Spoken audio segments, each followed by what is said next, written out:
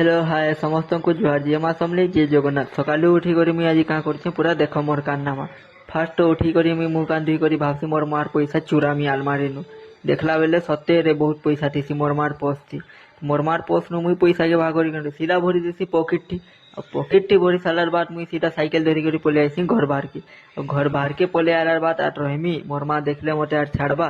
तो जेन today pedal मारसी जे मुई सीधा पले जाईसी एसबी फिटनेस केन अच्छे भाई इटा कोयल नगर हनुमान मंदिर लाइन थी इनके मुझे आईसी जिम एडमिशन करवार लगी तो मोर जिम एडमिशन जिते बेले हो जाइसी मते गोटे रसीद देसन जेनटा कि तुम देखी पारुथिबो केनता अच्छे रसीद तो इटा के देखी करी मुई बहुत उसत ही जाइसी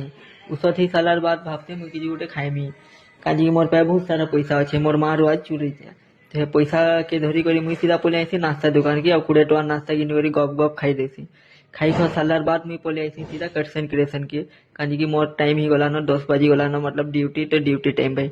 तो चलो फटाफट से जिमा ड्यूटी भीतर के ले मते एब्सेंट कर देबे तो भीतर के आसी सालार बाद तमे देखी पारुथिबो ए भीतर केते सारा महिला आईची केते सारा भाई आईसी तो देखामी तो देखो एंट्री